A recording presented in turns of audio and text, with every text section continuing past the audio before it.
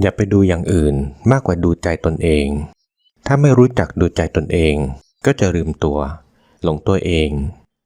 เราจะมาฟังพระธรรมเทศนาของหลวงปู่เหรียญวรลาโภ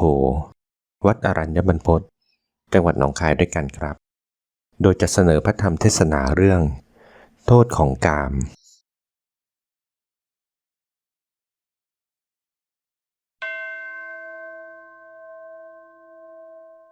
ไปพึงพากันตั้งใจสำรวมใจของตนให้ดีมีสติสัมปชัญญะระลึกถึงใจตัวเองอยู่เสมออย่าไปดูอย่างอื่นให้มากกว่าดูใจตัวเอง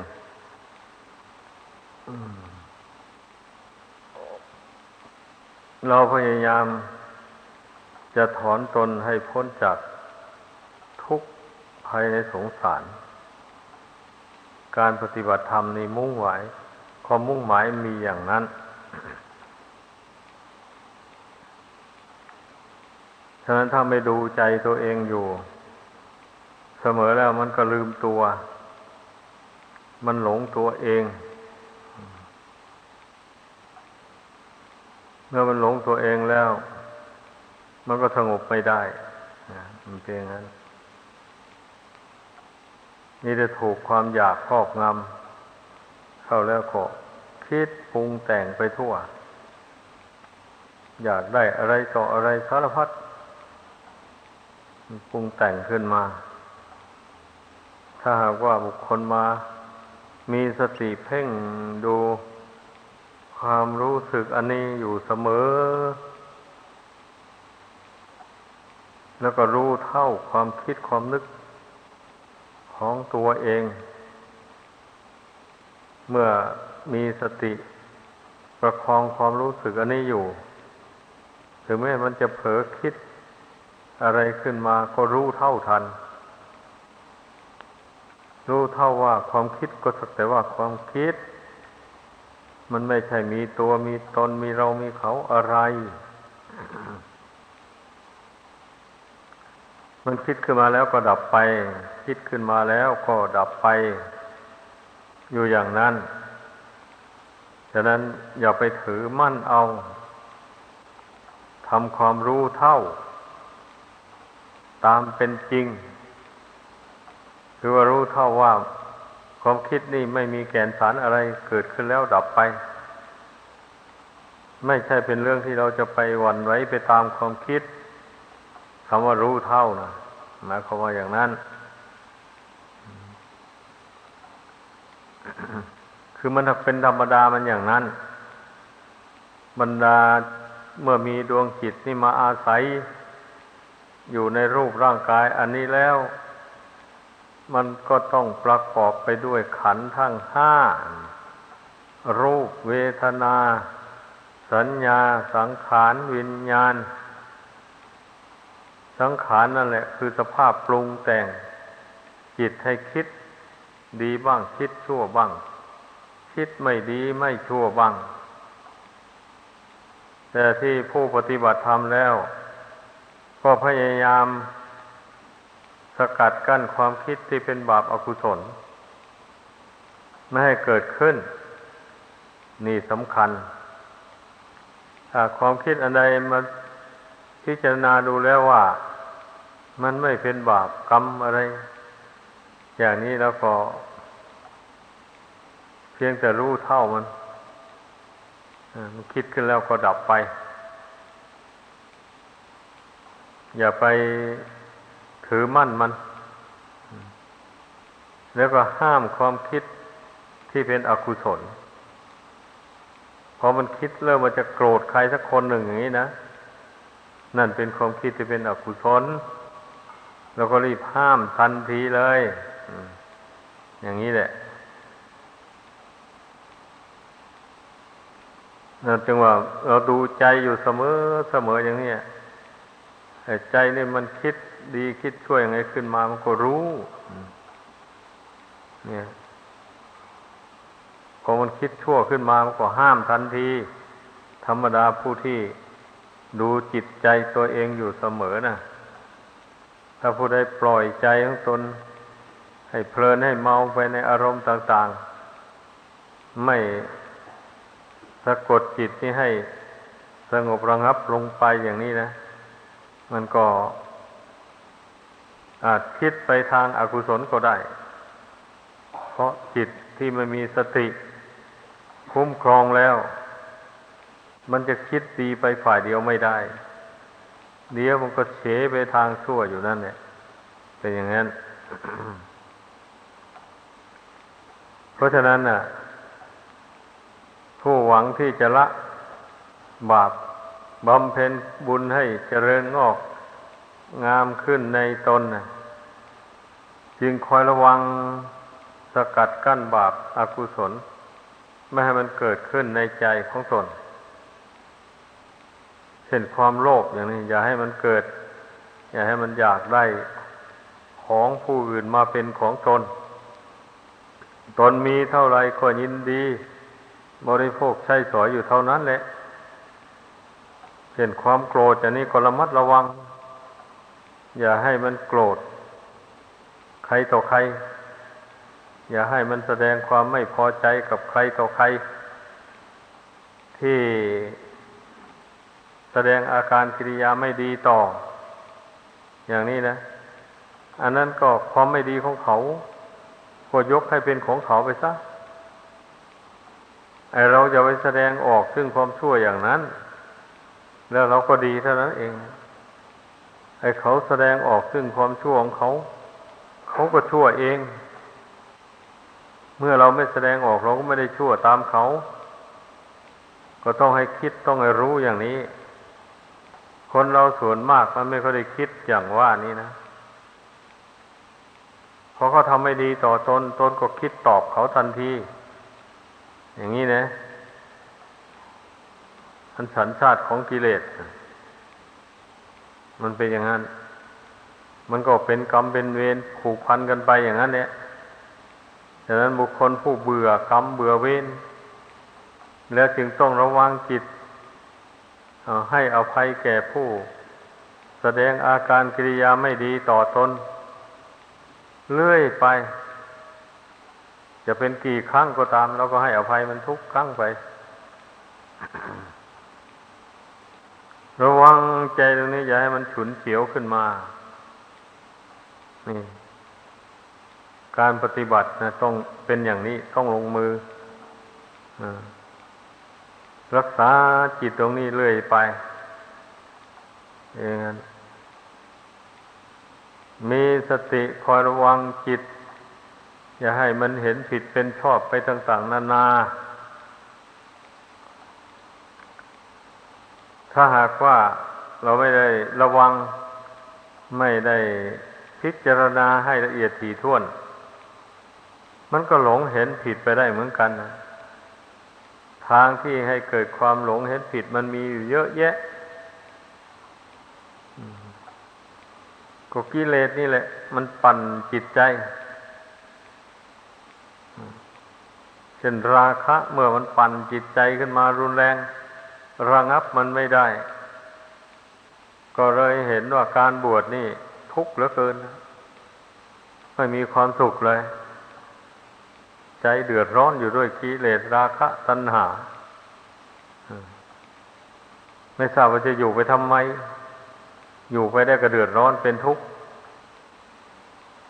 นั่นเรียกว่ามันเห็นผิดไปแล้วมันหลงไปแล้วถ้าไม่มีกิเลสนี่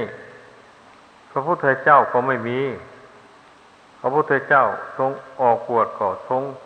ภาคเพียรละกิเลสราคะโทสะโมหะของพระองค์นั่นแหละให้หมดไปสิ้นไปจากพระทัยของพระองค์เมื่อพระองค์ละได้แล้วด้วยอุบายอันใดพระองค์ก็นำอุบายอันนั้นมาสอนผู้อื่นผู้ใดเห็นโทษของกิเลสก็เพียรพยายามปฏิบัติตามที่พระองค์แนะนำสั่งสอนนั้นอย่างนี้แหละเพราะฉะนั้นเมื่อกิเลสมันเกิดขึ้นแล้วก็จะไปท้อใจ เดือดร้อนใจพุ่งซ่านรำคาญฝ่ายเดียวไม่คิดกำจัดกิเลสเหล่านั้นเลยอย่างนี้ท่านกล่าวว่าเป็นคนหลงไม่รู้จักหนทางออกจากทุกข์อันเราอยู่เฉยๆจะให้กิเลสมันดับไปเองไม่มีทางหรอกเมื่อรู้ว่าตนนั้นเผลอหรือว่ายังมีกิเลสอยู่เมื่อเผลอตัวใดมันก็โผล่หน้าขึ้นมาปรากฏอย่างนี้ก็เมื่อมันปรากฏขึ้นมาแล้วก็เพียรกำจัดมันสิวะนี่ทำใจเข้มแข็งพระศาสดาสอนยังไงวิธีกำจัดราคะตัณหาเนี่ยเราได้ฟังได้ยินมาอย่างไรก็นึกถึงกรรมฐานอันนั้นมาเป็นอารมณ์เพ่งกรรมฐานอันนั้นให้ปรากฏแจ่มแจ้งขึ้นในใจธรรมดาราคะนี่หมายถึงความกำหนัดยินดีในของสวยของงามคือมันหลงผิดสำคัญว่ามันสวยมันงามที่แท้แล้วของสิ่งที่มันรักนั้นไม่ใช่สวยงามอะไรดอกแต่มันหลงเข้าใจผิดต่างหากดังนั้นวิธีแก้จึงว่ามันหลงเข้าใจผิดคิดว่าสวยว่างามรูปนี่มันสวยงามยังไงบ้างเพ่งดูให้มันถึงความจริงซะถ้ามันสวยจริงเราก็จะรักมันต่อไป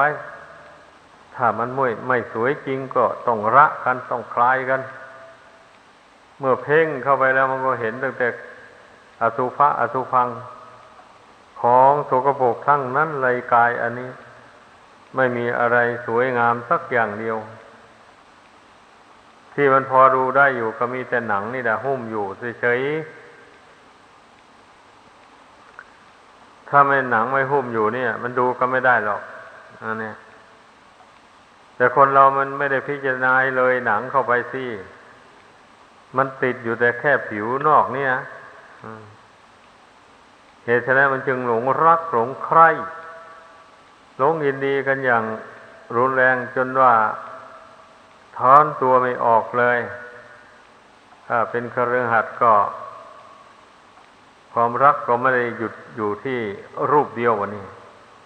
จะเห็นรูปอื่นสวยงามรักรูปอื่นไปอีกให้ชมเชยรูปอื่นเข้าไปอีกให้เกิดเรื่องยุ่งขึ้นมา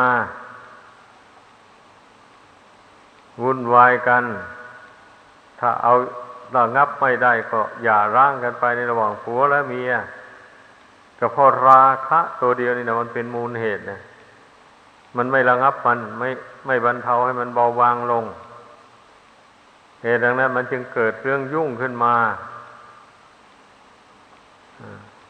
ผู้นั้นการครองเรือนก็ไม่เป็นไปไม่เป็นมงคลเลยแตกสามัคคีกันไปคนละทิศทางตั้งตัวไม่ติดก็ราคะตัณหานี่แหละเป็นมูลเหตุบางรายก็ฆ่ากันตายเสียอย่างนี้แล้วไม่มีประโยชน์อะไรไปฆ่ากันตายเพราะความรักความใคร่ความหึงหวง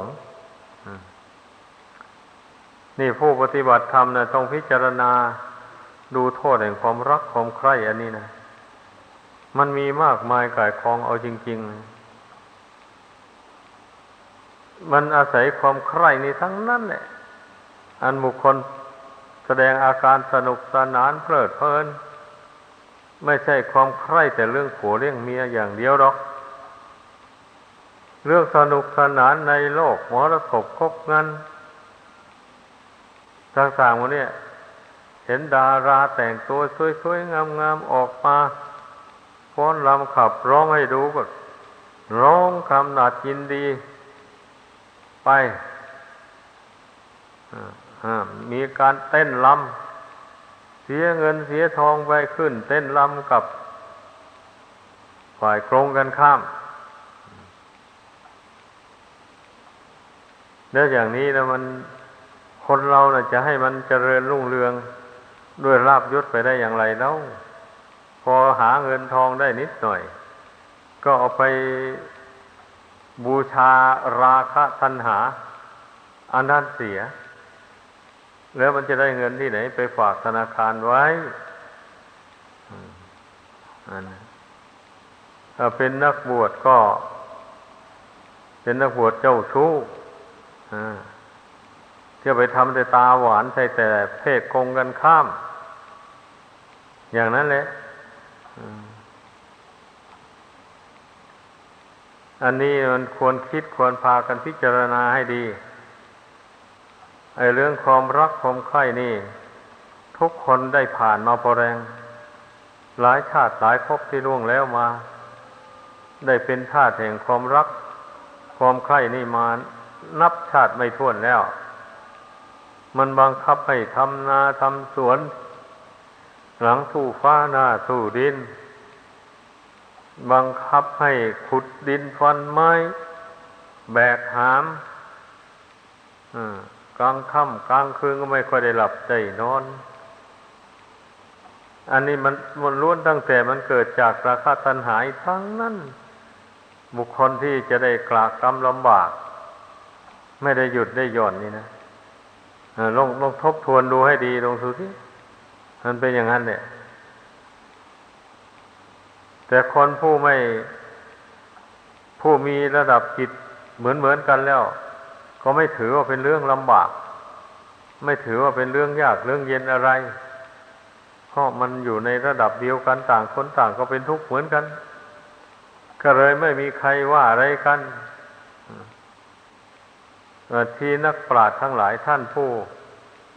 ละความรักความใคร่ได้แล้วท่านจึงเอ็นดูสงสารผู้ที่ยังติดอยู่ในความรักความใคร่เห็นว่ามันเป็นทุกข์หลายอย่างนี้แหละพระพุทธเจ้าน่ะเป็นตัวอย่างพระองค์ยิ่งเป็นพระมหากษัตริย์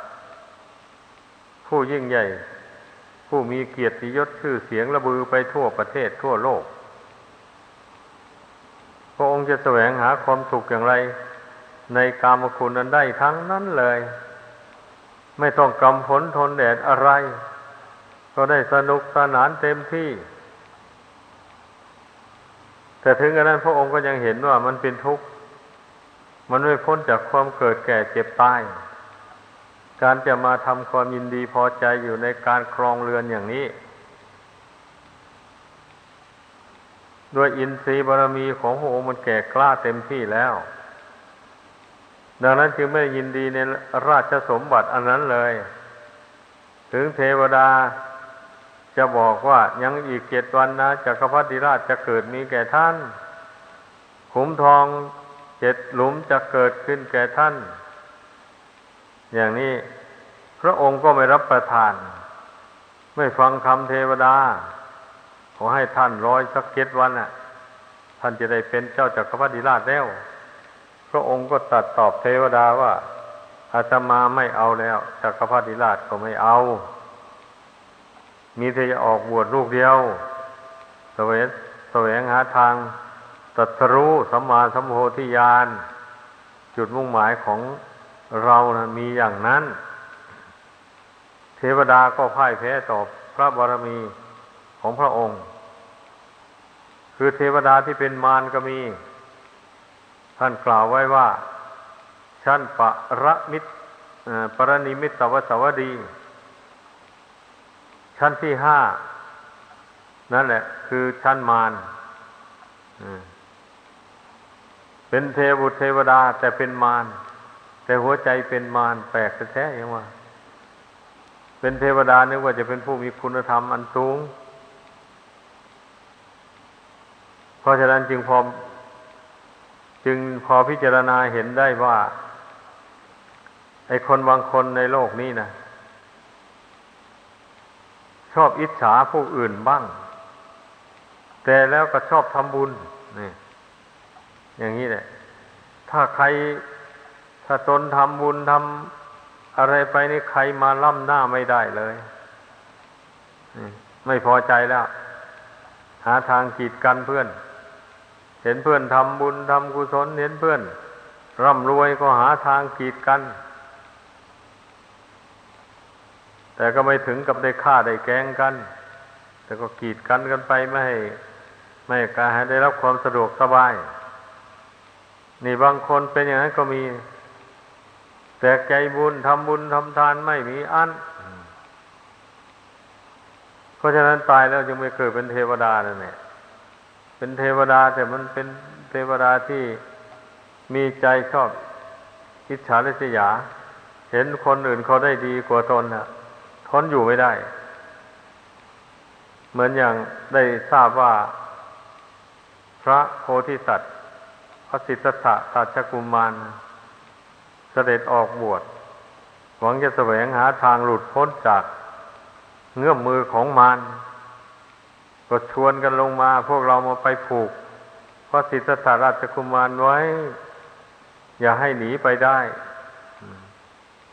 จะให้หนีจากเงื้อมมือของพวกเราไปได้ตอนที่พระองค์เจ้าประทับนั่งสมาธิอยู่บนบัลลังก์ใต้ต้นพระศรีมหาโพธิ์ข้างนั้นในปฐมยามแห่งราตรีพญามารเสนามารก็ยกพวกเข้ามาขับไล่พระองค์ให้ลงเสด็จหนีจากแท่นบัลลังก์อันแล้วด้วยแก้ว7ประการซึ่งสำเร็จขึ้นมาด้วยบุญญาบารมีทิฏฐานของพระองค์พระองค์ได้อธิษฐานถึงบุญบารมีที่ได้สั่งสมอบรมมาแต่อเนกชาติหากข้าพเจ้าจะได้ตรัสรู้เป็นพระพุทธเจ้าขึ้นในครั้งนี้จริง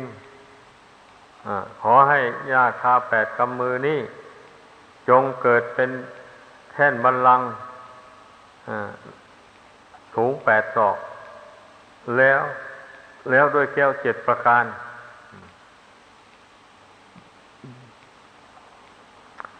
เมื่อพระองค์อธิษฐานอย่างนั้นแล้ว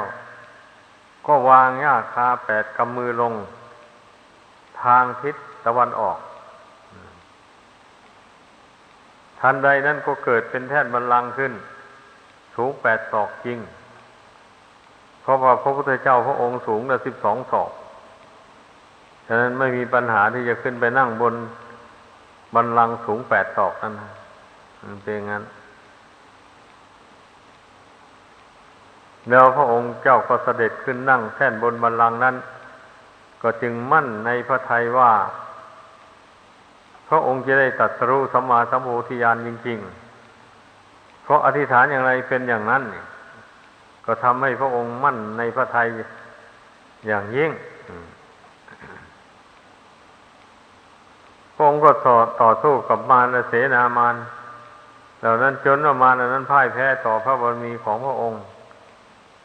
ลองคิดดูอย่างนี้แหละถ้าหากว่าพระองค์ไม่มีกิเลสอย่างนั้นมารเช่นว่านี้ก็จะไม่เกิดมีแก่พระองค์เลยก็เพราะกิเลสของพระองค์ก็ยังมีอยู่อย่างนั้นเนี่ยแต่ว่าพระองค์เห็นเบื่อมันเห็นโทษมันอยากกำจัดมันให้มันหมดไปทีนี้พวกมารไม่ต้องการให้พระองค์หลุดพ้นจากบ่วงแห่งมารคือกิเลสเหล่านั้นจึงได้ลงมาลุกรานพระองค์นั่นแหละขับไล่พระองค์แต่สู้บารมีของพระองค์ไม่ได้ก็พ่ายแพ้ไปพระองค์ก็ได้ความสงบสงัดใจเจริญสมถะวิปัสสนาไปจวนสว่างก็ได้ตรัสรู้สัมมาสัมโพธิญาณสิ้นอาสวะกิเลสน้อยใหญ่ทั้งปวงนี่แหละไม่ว่าแต่พระพุทธเจ้าวันนี้คนธรรมดาสามัญก็มีกิเลสเหมือนกันมีกิเลสที่เราจะต้องละมันถ้าเราไม่เพียรพยายามละมันก็จะก่อทุกข์ให้เราอย่างนี้ไปทุกชาติทุกภพไปถ้าประมาทมากก็ไปสะสมกิเลสอันเป็นฝ่ายอกุศลขึ้นเช่นนี้ยิ่งร้ายแรงมากเมื่อกิเลสฝ่ายอกุศลเกิดขึ้นแล้วมันก็โดนบันดาลให้บุคคลนั้นไปทำบาปฆ่าสัตว์ลักทรัพย์ประพฤติผิดในกามกล่าวมุสาวาทดื่มสุราเมรัยกัญชายาฝิ่นเฮโรอีนหรือว่าสูบบุหรี่จัดเข้าไปบุหรี่ก็เป็นของเสพติดให้โทษ ขนาดหนึ่งเหมือนกัน แล้วก็ทำให้คนฉิบหายเงินทอง เพราะบุหรี่นี่ก็ไม่ใช่น้อย เพราะว่าสูบมากๆเข้าไปแล้วมันติดวันหนึ่งซองหนึ่งไม่พอต้องเพิ่มเป็น2 ซองก็มีบางรายปานนั้นแหละแล้วเงินแต่ละวันจ่ายไม่ใช่จะฝ่ายจุดแต่ค่าบุหรี่มาสูบเท่านั้นบ่นี้จ่ายค่าอาหารจ่ายค่ารักษาพยาบาลคนในครอบครัวเจ็บไข้ได้ป่วยจ่ายค่าอะไรต่ออะไรจิปาถะนี่เพราะฉะนั้นน่ะจะไม่ให้มันลงจนยังไงแล้วแม้แต่คนเป็นเศรษฐีแท้ๆนะในครั้งพุทธเจ้านะติดเหล้างอมแงมเข้าไปแล้วเงินตั้ง80 โกฏหมดเลยเพราะมันติดเหล้าเขาแล้วมันไม่ไปทำงานอะไรมีแต่ดื่มเหล้าเป็นแต่ละวันมาที่นี่ก็คนที่ไม่มีสตางค์ก็ไปเป็นบริวารของเพื่อนก็เลี้ยงเอาวันนี้ก็ต้องจ่ายเงินเพิ่มขึ้นเรื่อยๆพักพวกคอทองแดงก็หลายขึ้นเรื่อยมันก็เงินก็หมดไปพอไม่ได้หามาเพิ่มเติมใหม่อีกมันจะหาอะไรได้คนเมาไม่มีปัญญาอะไรเลยมันเป็นอย่างนั้นในที่สุดก็เงินในท้องมันคลังหมดก็ขายที่นาที่สวนขายที่นาที่สวนหมดแล้วเงินนั้นก็หมดซื้อเหล้ากินเอาขายที่บ้านหมดแล้วยังแต่ปราสาทหลังเดียว7 ชั้นขายปราสาทนั้นซื้อเหล้ากินก็หมดพอเงินหมดแล้ววันนี้ก็ได้กะลาเที่ยวขอทานเขากิน2 ผัวเมีย แต่ว่าท่านตำราท่านไม่กล่าวไว้ว่าลูกนั้นมีหรือไม่มีก็ไม่รู้ได้ไปเที่ยวขออาหารเศษอาหารจากพระในวัดกินพระศาสดาเห็นเขาแล้วจึงทรงแสดงให้พุทธบริษัทฟังว่าไอ้2 ผัวเมียเนี่ย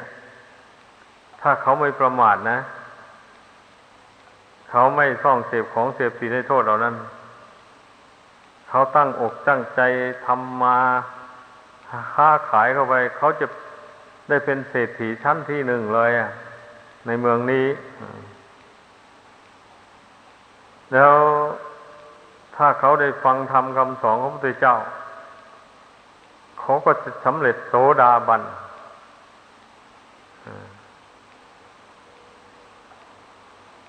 ถ้าเขาปฏิบัติไปไม่ท้อถอยเขาก็จะได้บรรลุถึงอนาคามีว่างั้นเขาตัดหนทางเขา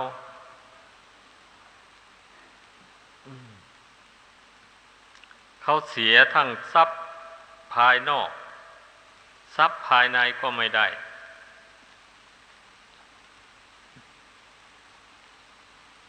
เป็นอันว่า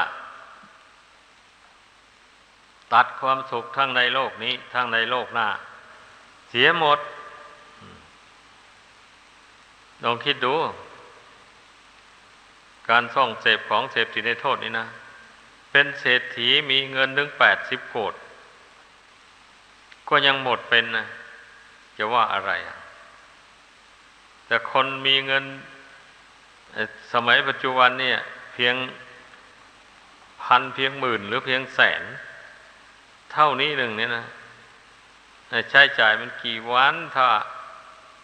เสพของเสพติดมากเข้าไปมันก็หมดเท่านั้นนั่นแหละบุคคลผู้ไม่ได้ฝึกฝนอบรมจิตใจของตนตามคำสอนของพระพุทธเจ้านะมีแต่จะนำตนไปสู่ความฉิบหายความทุกข์นี่ศาสนาของพระพุทธเจ้านะนักปราชญ์ทั้งหลายท่านจึงสรรเสริญว่าประเสริฐเลิศล้ำเป็นทางพ้นทุกข์ได้จริงพ้นทุกข์ จากการไปตกนรกเป็นเปรตเป็นอสุรกายเป็นสัตว์เดรัจฉานอันนี้ก็ท่านก็เรียกว่าพ้นทุกข์เบื้องต้นนะวันนะเว้ยทุกข์อันนี้แหละที่สัตว์โลกทั้งหลายพ้นได้ยากแม้พ้นมาแล้วก็กลับไปอีกเพราะความไม่รู้แจ้งในคำสอนของพระพุทธเจ้านี่แหละหรือพูดตรงๆก็เรียกว่าไม่รู้แจ้งในเรื่องบาปบุญคุณโทษด้วยปัญญาอันยิ่งของตนตามที่พระพุทธเจ้าทรงแสดงไว้ก็ไม่รู้ตามไม่เห็นตามเช่นนั้นน่ะมันถึงละบาปไม่ได้บำเพ็ญบุญกุศลให้เจริญงอกงามขึ้นในตนก็ไม่ได้เป็นอย่างนั้นสำหรับผู้ไม่ประมาทแล้วได้ฟังคำสอนของพระพุทธเจ้าแล้วก็มาเพ่งดูใจตัวเองเห็นว่าใจตัวเองนี่ก็ยังสะสมกิเลสไว้อยู่แต่ว่ากิเลสส่วนหยาบๆตนก็เลยละมันมาให้เบาบางมาก็รู้หรือว่าบางส่วนก็ละมาบางอย่างก็ยังไม่ได้ละก็รู้ไอ้ความรู้อันนี้สำคัญอ่ะเมื่อรู้ว่ากิเลสยังหยาบอย่างใดที่ตนยังไม่ได้ละมันก็เพียรละมันเลยแบบนี้เห็นความโลภตนละมันมาแล้วยังความโกรธอย่างนี้นะเอาก็เพียรละความโกรธไปด้วยการเจริญเมตตากรุณาให้มากๆเข้าไปด้วยการเพ่งพิจารณาร่างกายให้เห็นตามความเป็นจริงเมื่อมันเห็นจริงแล้วมันก็ไม่ควรจะไปโกรธเพราะรูปร่างกายนี่ที่ดวงจิตของตนอาศัยอยู่นี่ก็ไม่ใช่ของตนไม่ร่างกายผู้อื่นแต่ดวงจิตของเขาอาศัยอยู่ก็ไม่ใช่ของเขาอีกก็เป็นแต่สภาวะธาตุคุมกันอยู่เท่านั้นหมดเหตุหมดปัจจัยแล้วมันก็แตกดับทำลายลงเมื่อเป็นเช่นนี้จะไปโกรธให้ใครล่ะจะมีคนให้โกรธเหรอไม่มีเมื่อมันเห็นด้วยปัญญาอย่างนี้แล้วมันก็ถอนความโกรธออกจากจิตใจได้นี่คำสอนของพระพุทธเจ้าจึงว่ามันเป็นทางพ้นทุกข์อย่างนี้แหละเรื่องมันนะความหลงก็เหมือนกันนะพระพุทธเจ้าทรงสอนวิธีแก้ความหลงต้องให้หมั่นศึกษาเราเรียนธรรมวินัยคำสอนของพระพุทธเจ้าให้เข้าใจให้เข้าใจเรื่องบาปบุญคุณโทษเรื่องสิ่งที่เป็นประโยชน์และไม่เป็นประโยชน์หรือประโยชน์อย่างยิ่งคือพระนิพพานพระองค์เจ้าได้ทรงแสดงประโยชน์ทุกอย่างนี้ไว้ในพุทธศาสนานี่เต็มที่แล้วมีแต่พุทธบริษัทคอยไปศึกษาสดับตรับฟังบอกศึกษาเราเรียนดูตำรับตำราเข้าไปเท่านั้นแล้วก็จะรู้ได้รู้ว่าสิ่งนี้เป็นประโยชน์สิ่งนี้ไม่เป็นประโยชน์ก็รู้อย่างนี้นะ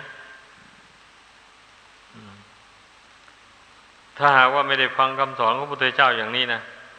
มันไม่รู้กันเรื่องมันนะไม่รู้ว่าสิ่งนี้จะเป็นประโยชน์ตนและผู้อื่น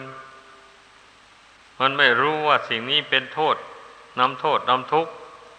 มาสู่ตนก็ไม่รู้อย่างนี้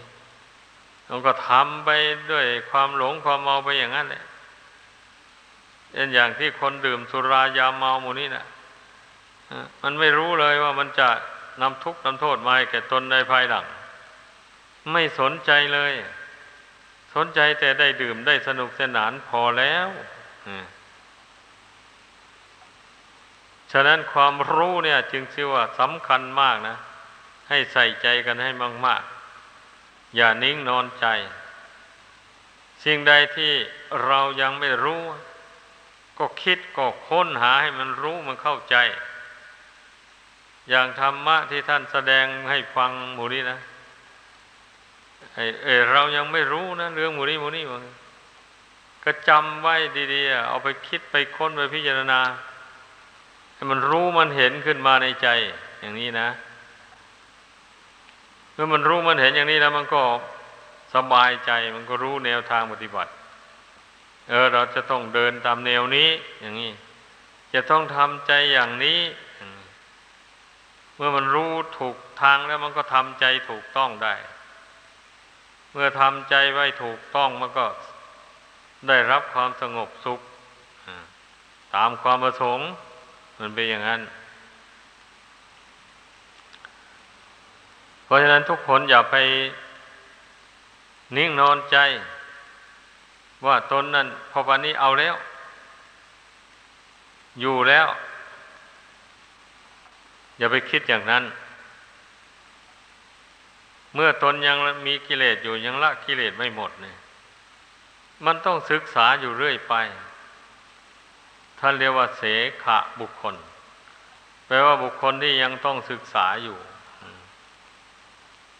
ได้แก่บุคคลที่ยังละกิเลสไม่หมดนั่นแหละจะเป็นต้องศึกษาต้องพิจารณาแก้ไขตัวเองเรื่อยไปมันติดตรงไหนมันคล้องตรงไหนแล้วก็พิจารณาสอนใจตัวเองให้ละให้วางไม่ให้ไปเกาะไปคล้องในเรื่องอะไรสิ่งอะไรอย่างนี้นะรู้จักสอนใจตัวเองไปเรื่อยๆไอ้คนเราเนี่ยที่มันติดมันคล้องอยู่ก็เพราะสอนใจตัวเองไม่เป็นไม่มีอุบายสอนใจของตนเรื่องมันดังนั้นทุกคนต้องมีอุบายสอนใจตัวเองให้ได้อุบายนี่เราต้องคิดเอาเอง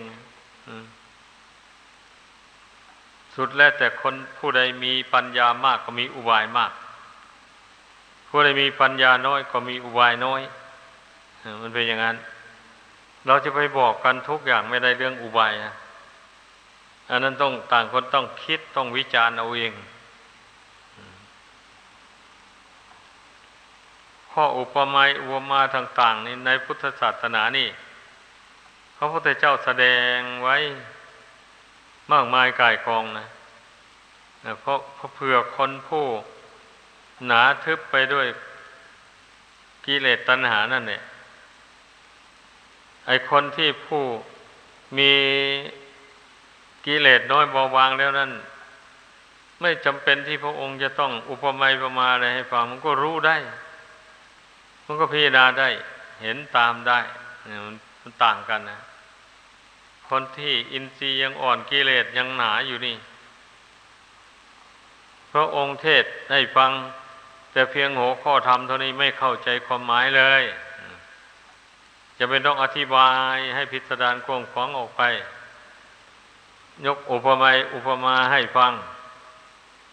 หรือไม่ใช่ก็ยกนิทมนิทานคนผู้ใดผู้หนึ่งแต่ครั้งอดีตการมานั้นเขาได้ทำความชั่วอย่างนั้นมาเมื่อตายแล้วไปตกนรกพ้นจากนรกมาเข้ามาเกิดในชาตินี้เขาเป็นคนอย่างนั้นเป็นคนทุพพลภาพไม่มีกำลังสติไม่มีกำลังปัญญาไม่มีกำลังกายอะไรจะทำมาหาเลี้ยงตัวเองได้อย่างนี้นะพระองค์แสดงถึงลักษณะของคนผู้ทำบาป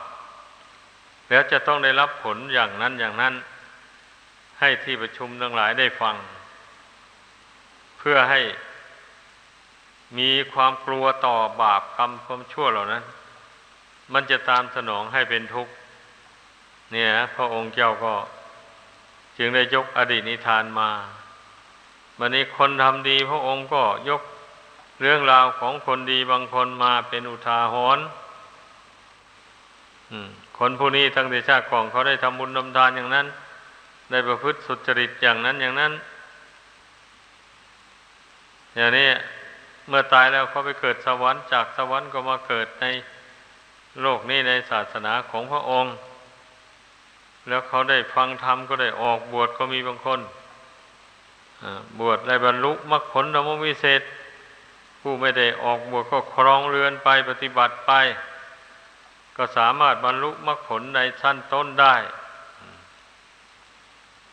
พระองค์เจ้ายกเรื่องราวของคนแต่ก่อนมาก็เพื่อจูงใจของคนผู้ที่ศรัทธายังอ่อนกิเลสยังหนาอยู่นั่นเนี่ยให้มีความกล้าหาญขึ้นอยากจะมีความสุขความเจริญอย่างผู้ที่เขาเจริญมาแล้วนั้นเขาเจริญได้ด้วยบุญด้วยวาสนาด้วยการกระทำความดีด้วยการละความชั่วเมื่อมันรู้ได้อย่างนี้แล้วก็เราก็จะละความชั่วแล้ววันนี้จะตั้งหน้าทำด้วยความดีชีวิตของเราก็จะได้เจริญรุ่งเรืองยิ่งขึ้นไปเหมือนอย่างคนเหล่านั้นแหละพระองค์เจ้านำยกตัวอย่างคนดีมาสู่ที่ประชุมทั้งหลายได้ฟังอย่างนั้นนะผู้มีอุปนิสัยมันก็เอาอย่างในวันนี้นะพยายามละความชั่วไม่รู้อำนาจแก่ตัณหาความอยากมันจะอยากให้พาไปทำความชั่วไม่ไปตามมันอยากไปในทางดีเอาทำแต่ความดีเข้าไป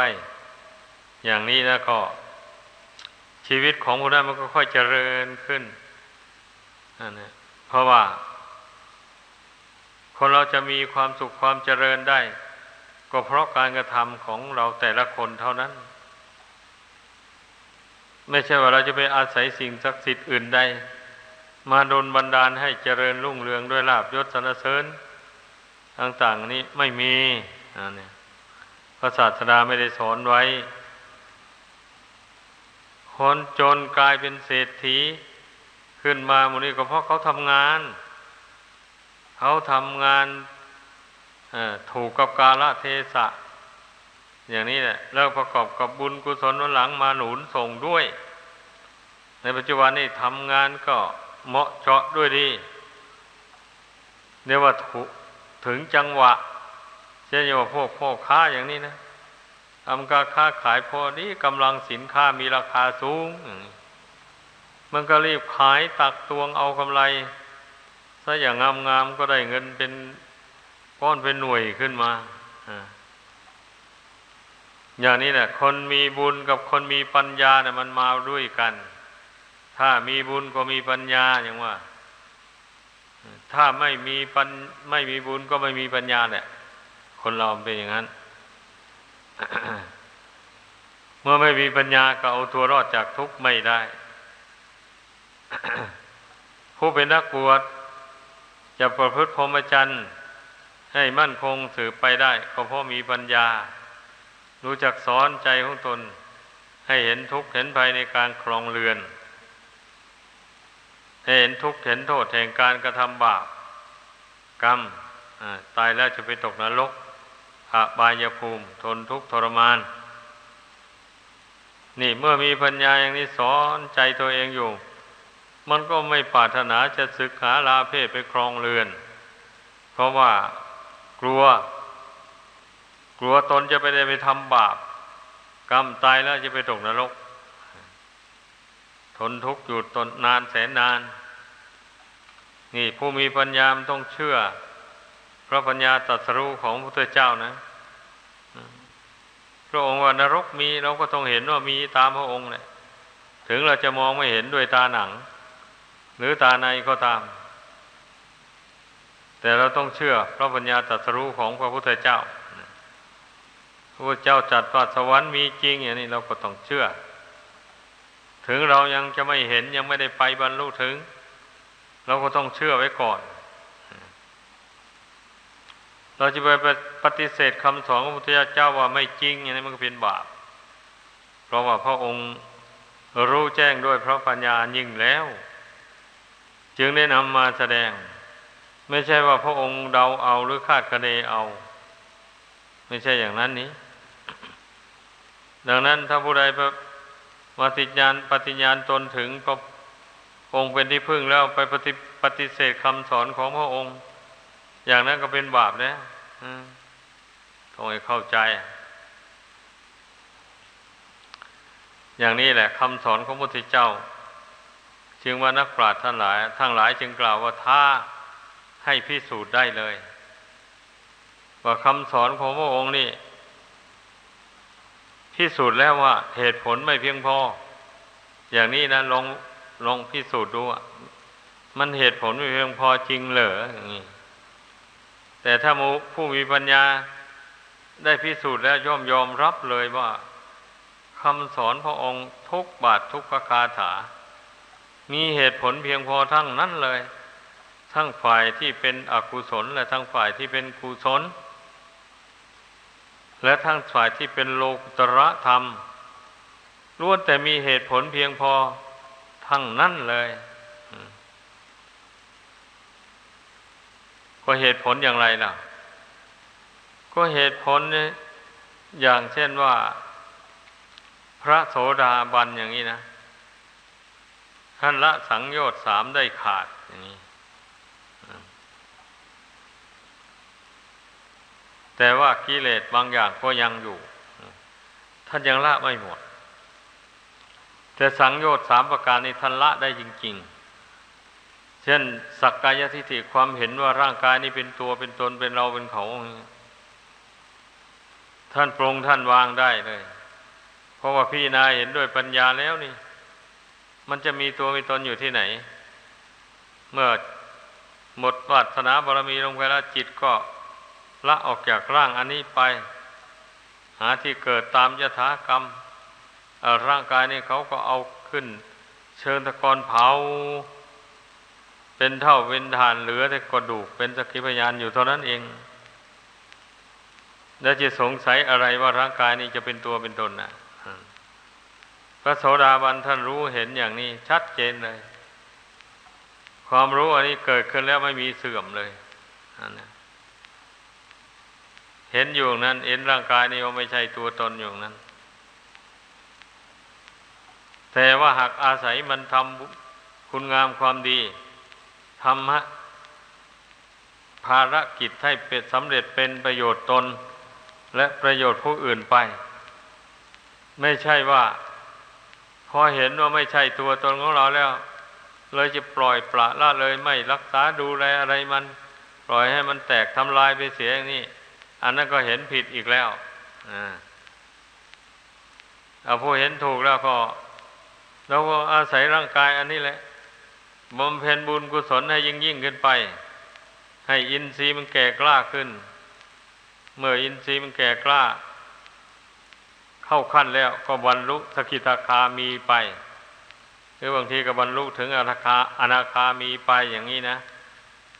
ก็ได้อาศัยร่างอันนี้แหละร่างกายอันไม่ใช่ตัวตนนี่แหละกระทำบำเพ็ญกุศลเพราะว่าท่านไม่ต้องได้ละบาปแล้ววะนี่พระอริยบุคคลท่านละมาแล้วมีแต่ก้มหน้าบำเพ็ญบุญกุศลเรื่อยไป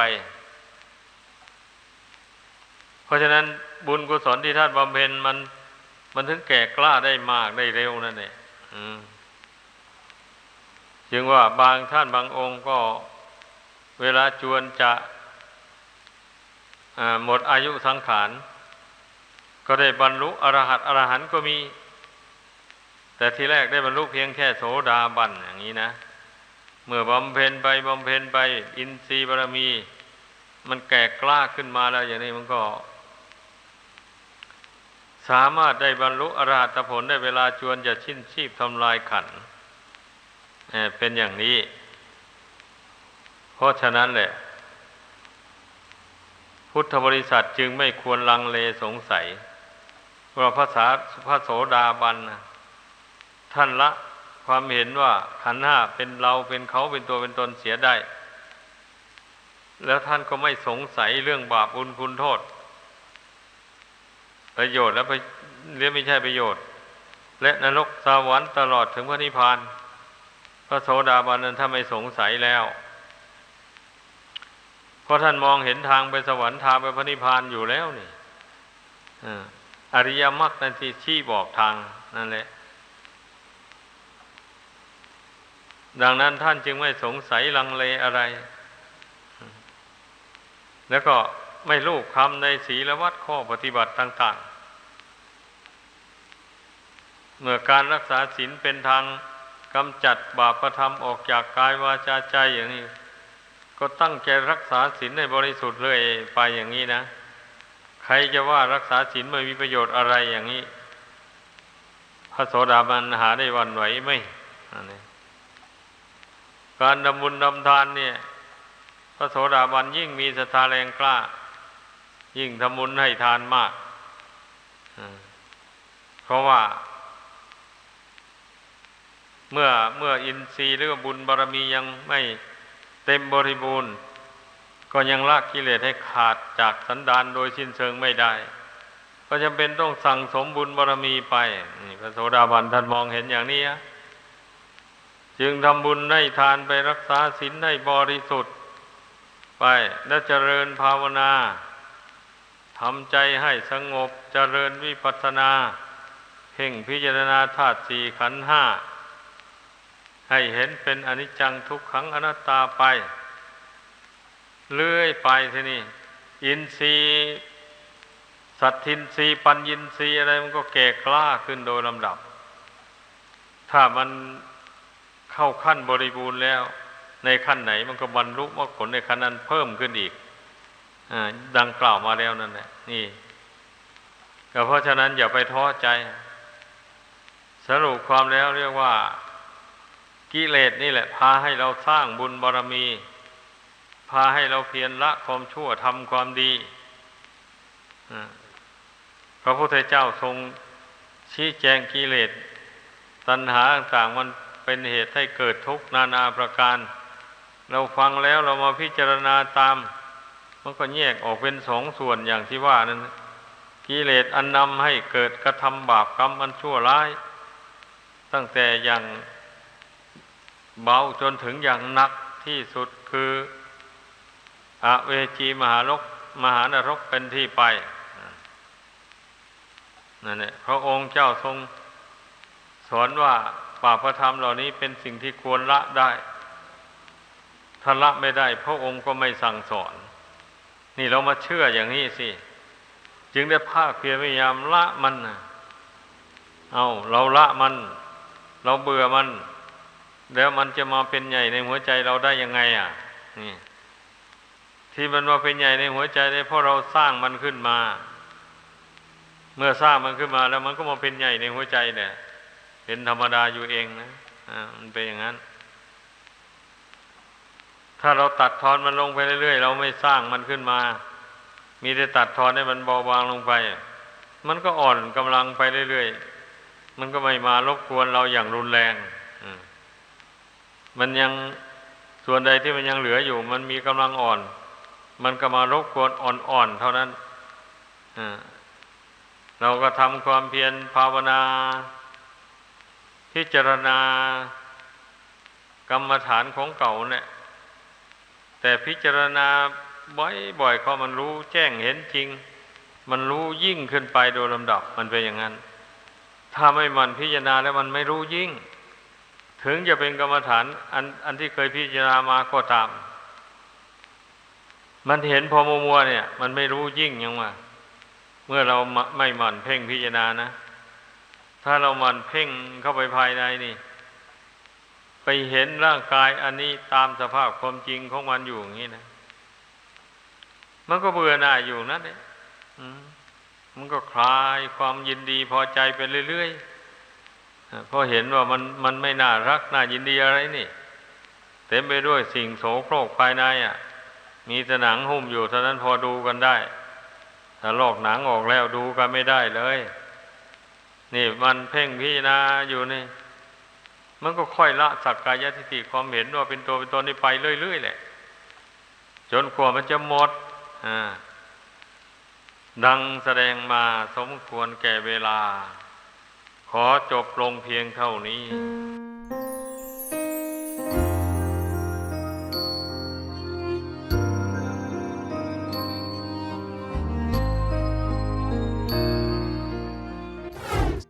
จิตใจมันยึดมั่นถือมั่นอยู่ในขันธ์ห้านี้ว่าเป็นตัวเป็นตนเป็นเราเป็นเขามันจะหลงละเมอไปในเรื่องต่างๆภายนอกก็เพราะมันหลงขันธ์ห้ามันสำคัญผิดในขันธ์ห้านี้แล้วมันจึงหลงผิดไปในอารมณ์อื่นภายนอกเห็นอารมณ์ต่างๆภายนอกเป็นตัวเป็นตนไปเป็นดีเป็นชั่วไปหมดเลยก็เพราะมันหลงขันธ์ห้าถ้ามันรู้แจ้งในขันธ์ห้านี้ตามความเป็นจริงมันไม่สำคัญว่าเป็นตัวเป็นตนเป็นเราเป็นเขาแล้ว ปล่อยวางไว้ตามสภาพเหล่านี้แล้วมันจะไม่หลงผิดไปในเรื่องใดๆทั้งหมดเลยเพราะว่าสิ่งต่างๆภายนอกมันก็อาศัยดวงจิตนี้ต่างหากเป็นผู้ไปยึดไปถือไปสมมุติมันขึ้นว่าอันนั้นดีอันนี้ชั่วสิ่งนั้นน่ารักสิ่งนี้น่าชังมันออกไปจากดวงจิตดวงนี้ซึ่งมีขันธ์ห้านั่นแหละเป็นเครื่องดำเนินไปตามความนิยมสมมุติของโลกมันลงสมมุตินี่เองแหละหากว่าเราเชื่อพระปัญญาตรัสรู้ของพระพุทธเจ้าก็ควรที่จะน้อมตัวลงสู่คำสอนของพระองค์ละความเห็นว่ามีตัวมีตนมีเรามีเขาเพียรละมันไปเรื่อยๆถ้าไม่ปล่อยวางความเห็นอย่างว่านี้แล้วจิตจะสงบลงไม่ได้เลยจิตจะสงบลงไปได้ก็เพราะเราวางคำว่าตัวตนเราเขาลงไปเมื่อวางลงได้อย่างนี้สุขมันก็ไม่ยินดีไปตามสุขทุกข์เกิดขึ้นมันก็ไม่ยินร้ายไปตามมีสติคุมจิตให้เป็นกลางอยู่อย่างนั้นนี่แหละจิตจะรวมลงไปได้มันต้องปล่อยวางความสุขความทุกข์อันเกิดขึ้นในกายในจิตนี้ลงไปโอวาทธรรมหลวงปู่เหรียญวรลาโภขอขอบคุณทุกท่านที่ได้สนับสนุนช่อง YouTube ธรรมะธรรมดาด้วยครับทุกครั้งที่ท่านดูอย่าลืมช่วยกันกดไลค์กดแชร์เพื่อเป็นการทำให้คลิปธรรมะของเราได้มีโอกาสเผยแพร่ออกไปมากขึ้นและที่สำคัญ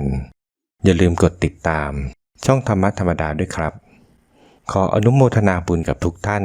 ที่ร่วมรับฟังด้วยกันครับสาธุ